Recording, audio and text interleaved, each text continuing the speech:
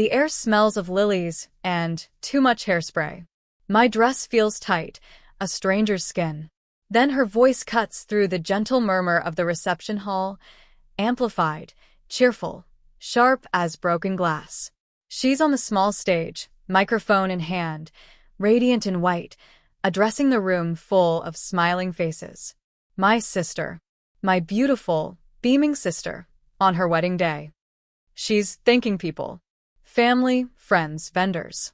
Her new husband stands beside her, beaming too, occasionally squeezing her hand. Then she pauses, her gaze sweeping the room, landing on me.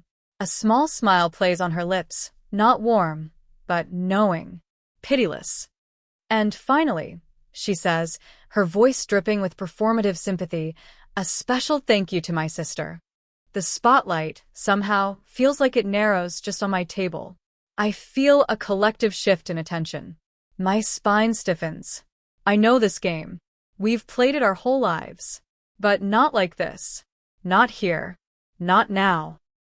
Bless her heart, my sister continues, and the phrase lands like a tiny, condescending explosion in the quiet. She's always been a bit of a late bloomer, bless her. Still single, you know. Haven't quite found her footing yet. She gestures vaguely in my direction, a little pitying tilt of her head. But we're all sending her good vibes. Maybe seeing this, she sweeps a hand around the opulent room, the glittering chandeliers, the mountains of flowers, will inspire her. Show her what's possible when you really put yourself out there. And maybe find a nice, stable man who can actually afford, well, life. A ripple of polite, uncomfortable laughter skitters across the room. People look away quickly, back to their plates, pretending they didn't hear, didn't understand the thinly veiled cruelty. But they did. I feel their eyes, soft with pity or sharp with judgment, depending on who they are, where they stand. It's not easy out there, my sister finishes, her voice suddenly serious, though her eyes still sparkle with that same cruel amusement. Especially when you're, let's be honest, a little broke. The word hangs in the air. Broke. She said it. At her wedding. In front of everyone. In front of his family, my family, colleagues, old friends. She said I was broke. My blood runs cold. Then hot. My ears start to ring. The lilies, the hairspray, the champagne bubbles, it all feels sickeningly sweet, cloying.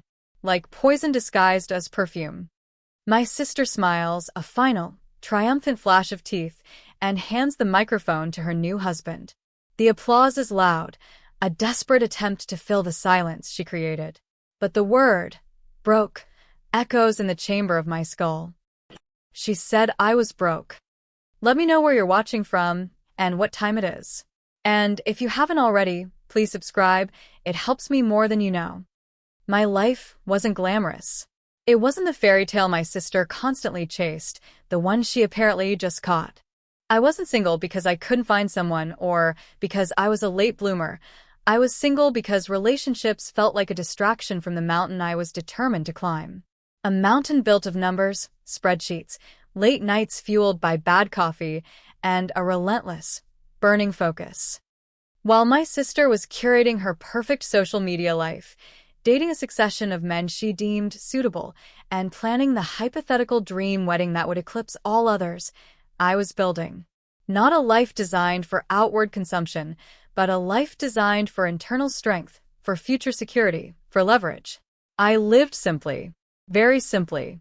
My apartment was small, my car was old, my clothes were practical. I didn't eat out often. I didn't take fancy vacations. Every spare dollar, every ounce of energy went into one thing, my investments. Not stocks and bonds, not the usual diversified portfolio. This was different.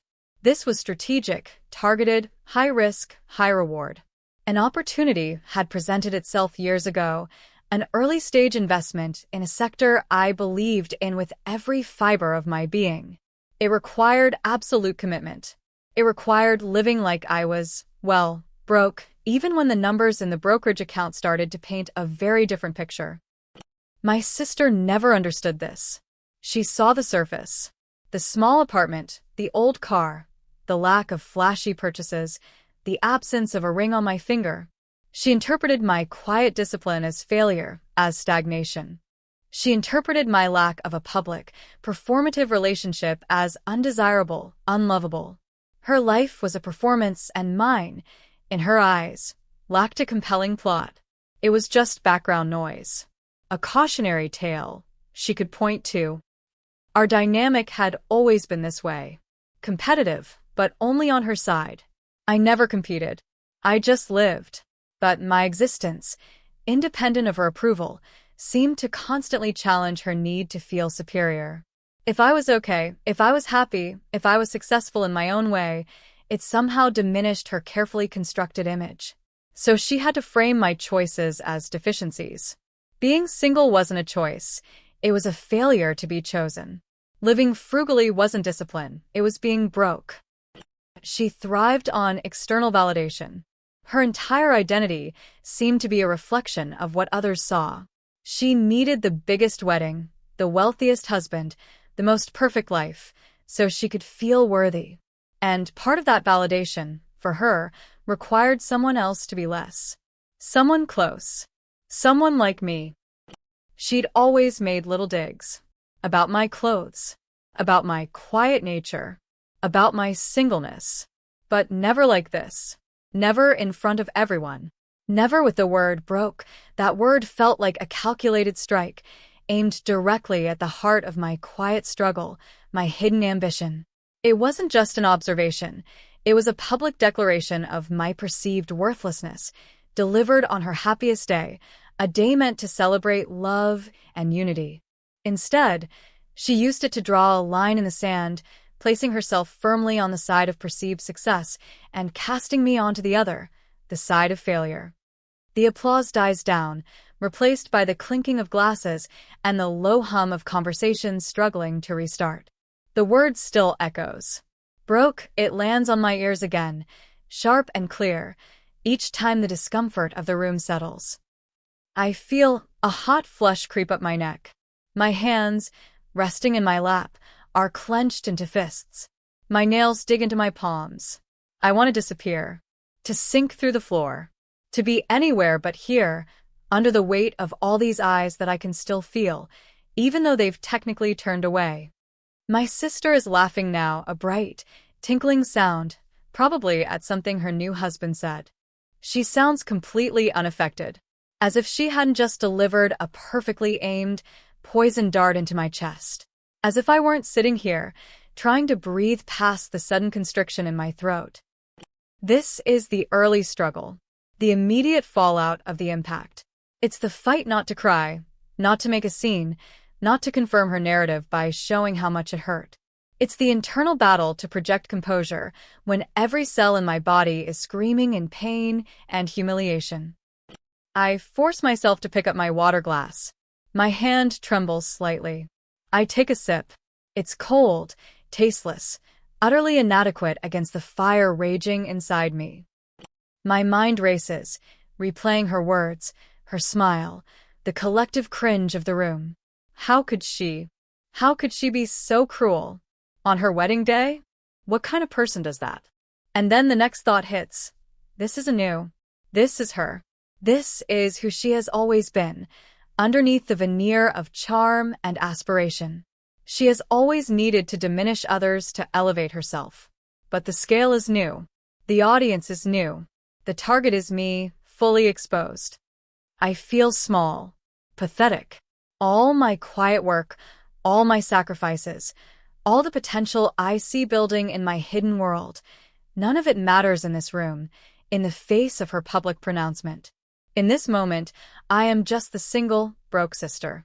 Her words have defined me, labeled me, reduced me. People at my table try to make conversation, small talk about the weather, the food. Their voices sound distant, muffled.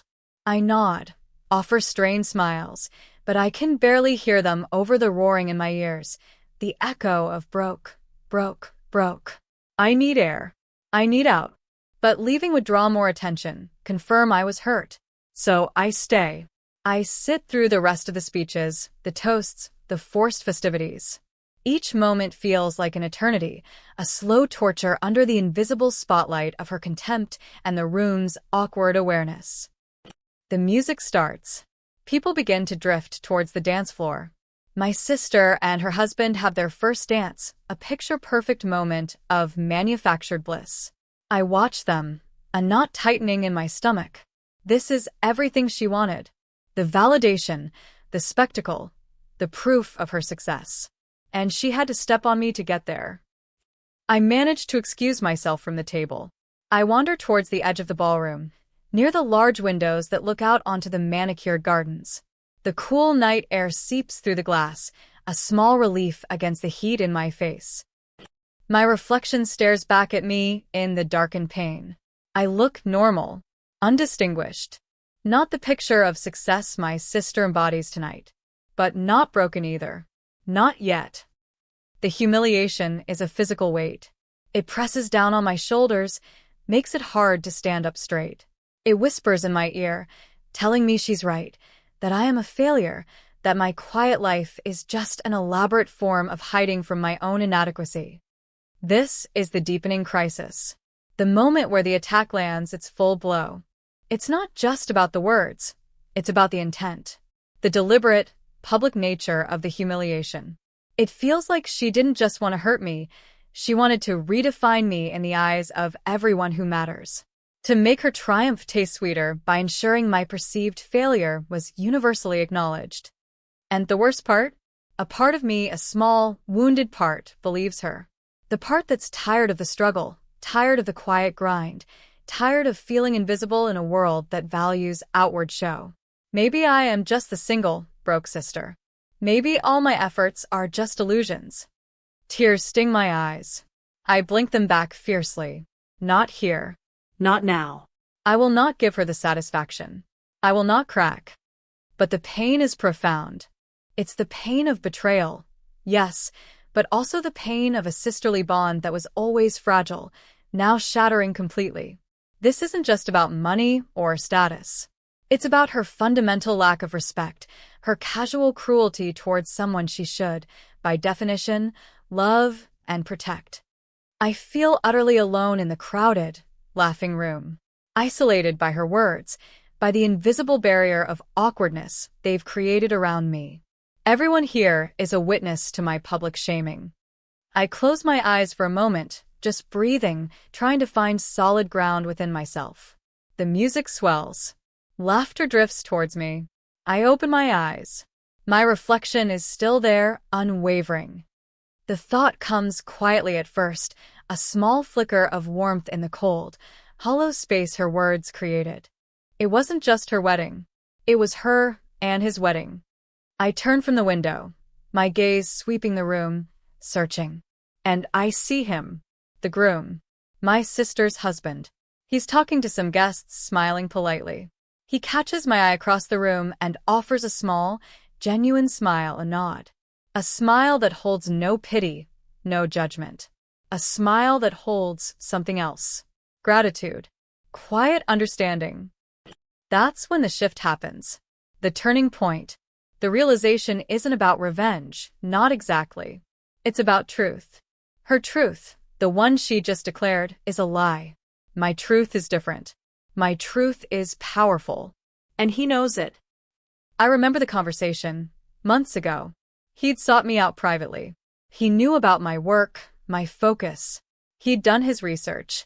He was starting a new venture, something big, something requiring significant capital to get off the ground quickly. He needed an angel investor. Someone who believed in the vision, someone who could move fast and keep quiet. He'd come to me because he knew I had the funds. He didn't know exactly how much, but he knew I was building something significant. We talked for hours. He was passionate, intelligent, driven. He wasn't looking for a handout. He was looking for a partner, albeit a silent one for now. He offered me a piece of the company, a significant return expected within a few years, and a request. Complete discretion. Especially from his fiancée, my sister. He wanted to prove himself on his own merits first, before involving family money or connections on his side, and he knew my sister's relationship with money and status was complicated. He worried she might misunderstand, or worse, try to interfere or claim credit. The investment was substantial. It represented years of my life, years of living without luxuries, years of absolute focus. It was a calculated risk, but one I believed in. The agreement included a small rider, a gesture from him, a way to thank me outside of the formal investment terms. He knew my sister was planning a lavish, dream honeymoon that was stretching their budget thin. He had quietly, almost sheepishly, asked if I would consider funding it as a wedding gift from a generous family friend. He wanted her to have the honeymoon she dreamed of, but he wanted it to be a gift, not something they struggled to pay for upfront. He wanted to start their marriage without that immediate financial strain. He framed it as helping him give her something special. I agreed. On 2 conditions. First, that it remained completely anonymous for my sister. She was never to know I was the source. Second, that it was a gift to them, a joint start, and that he would understand it came with no strings attached, no expectations. He readily agreed, genuinely touched. The money, a substantial sum, easily enough to cover their extravagant multi-week trip to multiple exotic locations, with plenty left over for incidentals and upgrades, was transferred months ago, separate from the investment funds. He'd been nothing but grateful, keeping his word completely. And now he was standing there. Microphones were being passed back to the wedding party for final words, the traditional thank yous from the bride and groom before the dancing really began.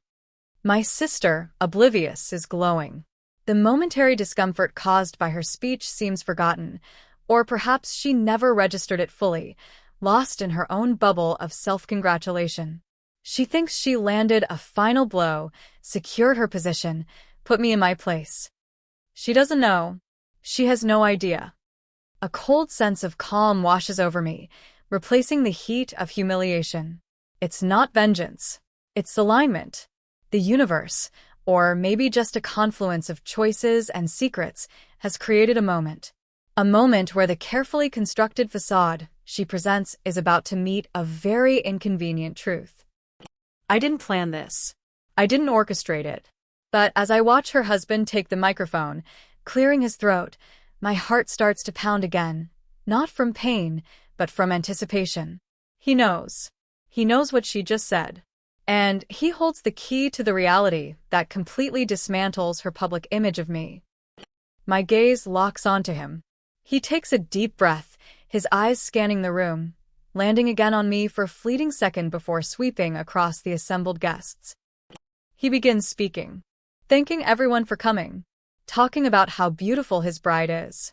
The usual pleasantries. My sister is beaming, clutching his arm.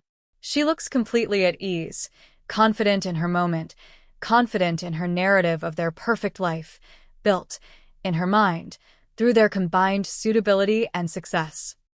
He talks about their future, their hopes, their dreams, the challenges they might face, but facing them together. He sounds sincere, kind. A stark contrast to the person standing beside him, the person who just publicly belittled her own sister. And then he says it. He transitions to the honeymoon. He talks about the incredible trip they are about to take, the trip my sister has been bragging about for months, detailing every luxurious destination, every exclusive experience. This trip, he says, his voice clear and strong, is more than just a vacation. It's the start of our life together, a dream trip we honestly didn't think we could pull off right now, not with starting the business and all the wedding costs. My sister nods, a slight frown creasing her brow for just a second. She hadn't planned on him mentioning potential financial strain, not on their perfect day. He continues, his eyes scanning the room again, his smile returning, wider this time. But thanks to an incredibly generous person, someone who believes in us, who wanted to give us this perfect start, this dream is becoming a reality. He pauses. The room is quiet, expectant. Who is this generous person? A wealthy relative? A business associate? My sister looks curious now, maybe a little annoyed he's stealing her thunder or introducing an unplanned element into her narrative. He looks directly at me. My breath catches in my throat. We have someone very special to thank for our honeymoon, he says, his voice filled with warmth and sincerity. Someone who, despite managing their own significant affairs, saw fit to quietly and selflessly provide us with this incredible gift.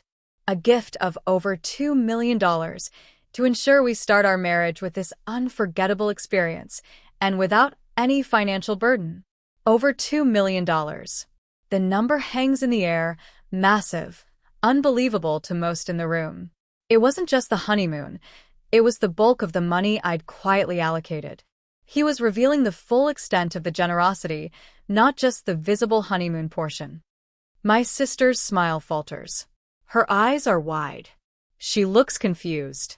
$2 million? Who would give them $2 million? He turns slightly towards me, extending a hand in my direction, inviting the room's attention to follow his gaze. This incredible generosity, he says, his voice filled with emotion, came from my wife's sister. He names me. He says my name, loud and clear, for everyone to hear. My sister-in-law, he says, looking directly at me now, a look of profound gratitude on his face. She is the one who made this possible. Her belief in us, her quiet support, and yes, he pauses, a slight, knowing look in his eyes that seems directed only at me, a subtle acknowledgement of what came before. Her extraordinary financial success allowed her to give us this gift. She wanted to remain anonymous, but after everything, I just felt it was important everyone know the truth. Thank you. Thank you so much. We love you. He finishes. The microphone drops slightly from his hand. The room is silent. A beat, 2 beats, 3. Absolute, stunned silence. Everyone turns to look at me. The faces that held pity or judgment just moments ago are now etched with shock, confusion, disbelief. They turn from him, beaming with genuine appreciation, to me, sitting quietly at my table, and then to my sister, standing frozen beside him, her face a mask of utter, complete, blind-sided horror. She is pale, deathly pale. Her eyes, minutes ago sparkling with malicious triumph, are now wide, glassy, fixed on me. Her mouth is slightly open, but no sound comes out. She clutches his arm, her knuckles white. She looks like she might faint. Broke, the word echoes again, but this time, it's a mocking, hollow sound in the face of the reality he just laid bare. Over $2 million. Not broke. The benefactor. The quiet power behind the very honeymoon she was using as proof of her superior station. The plot twist. She never knew. The groom, loyal to the agreement to keep it secret from her, had kept my identity completely confidential. She thought the money had come from some anonymous source, maybe his family, maybe a business contact of his. She had no idea it was me. The sister she'd just mocked for being single and broke was the one who wrote the check for her dream trip. Her face collapses. The carefully constructed facade cracks, then shatters. All the confidence, the radiance, the triumphant glow, it drains away, replaced by a look of sheer, public humiliation. She has just been exposed, not as the successful, soaring sister, but as a cruel, ignorant bully who bit the hand that literally funded her happiness. The room erupts, not with applause, but with a confused, murmuring buzz. People are whispering, looking between her and me. Faces are changing expressions, surprise, amusement, schadenfreude, disbelief. My sister stumbles back slightly, pulling on her husband's arm as if she wants to drag him off stage, away from the spotlight that has just incinerated her. She's sputtering, trying to find words. How, I didn't. He looks down at her, confused by her reaction. He doesn't understand the depth of her public cruelty minutes before, the context that makes this reveal so utterly devastating for her. He just knows he wanted to express gratitude, to tell the truth about the incredible gift. Ici là. I don't move. I don't speak. I don't smile. There is no triumphant grin on my face, no look of, I told you, so just emptiness. And a cold, hard satisfaction that tastes like ash. The silence stretches between us, between her and me, across the room. The air crackles with the unspoken words, the raw emotion, the completely flipped script. She thought she had won. She thought she had put me in my place. Instead, in her moment of greatest triumph, she has been revealed as small, mean-spirited, and completely, utterly wrong. The very foundation of her public image, built on superficial success and putting others down, just crumbled around her. My sister's face is a mask of horror. She finally manages a choked whisper, loud enough for the first few rows to hear, directed at me. You funded the honeymoon? It's not a question. It's a statement of disbelief, of dawning, sickening realization. The full weight of her public humiliation is crushing her. She mocked me for being broke, while accepting millions from me. I still don't speak. There's nothing to say. The truth, delivered by her own husband, in front of everyone, is more eloquent than any words I could utter. The music starts again, a jarring, inappropriate upbeat tempo meant to signal the party should continue. People awkwardly turn back to their tables, pretending they didn't witness the implosion. But the energy in the room has irrevocably shifted. The glittering, perfect wedding has been stained by a public display of raw, ugly truth. My sister looks devastated. Not regretful, not apologetic. Just devastated that her perfect moment was ruined, that her cruelty was so immediately and completely turned back on her. She clutches her husband's arm, whispers something frantic to him. He looks concerned, puts an arm around her. He still doesn't fully grasp the magnitude of her earlier speech. I quietly push my chair back. The sound scrapes on the floor, loud in the still charged air. I don't need to stay. My role in this particular act is over. The story is told. The truth is out. I walk away from the table, not looking at anyone. I can feel their eyes on my back, the shift in their perception. I am no longer the single, broke sister. I am the quiet, powerful one. The one who gives millions away. The one who is publicly shamed and yet held the ultimate leverage. There's no triumphant feeling, though. No surge of vindication. Just emptiness. A profound sadness for the sister I lost, or maybe never had. For the bond that is now irrevocably broken, not by his reveal, but by her own actions that necessitated it. He just pulled back the curtain on the reality she tried so hard to deny and distort. I reach the edge of the ballroom, heading for the exit. I hear my sister call my name, her voice sharp, desperate. I don't stop. I can't. There's nothing left to say between us. Maybe ever. Stepping outside, the night air is cool and clean. I take a deep breath. The scent of lilies is fainter out here. The money doesn't fix the brokenness between us. The public reveal doesn't mend the years of quiet competition and her need to feel superior. It just exposed it. For everyone to see. Including her. I walk towards the parking lot, the sounds of the wedding fading behind me. The silence is heavy, but it's my own silence, not the awkward, humiliated silence of the ballroom. The truth is powerful. More powerful than carefully constructed lies, more powerful than public shaming. It doesn't always heal, but it cleanses. It strips away the pretense. Being broke was never my reality. It was just the story she needed to tell about me, so she could tell a better story about herself. But the real story was being built quietly, diligently, far away from the spotlight she craved. And in the end, the quiet story spoke the loudest. If this story hit close to home, I'd love to hear your version. Drop a comment with where you're listening from and what time it is. Thanks for being here. Subscribing helps bring more of these to life.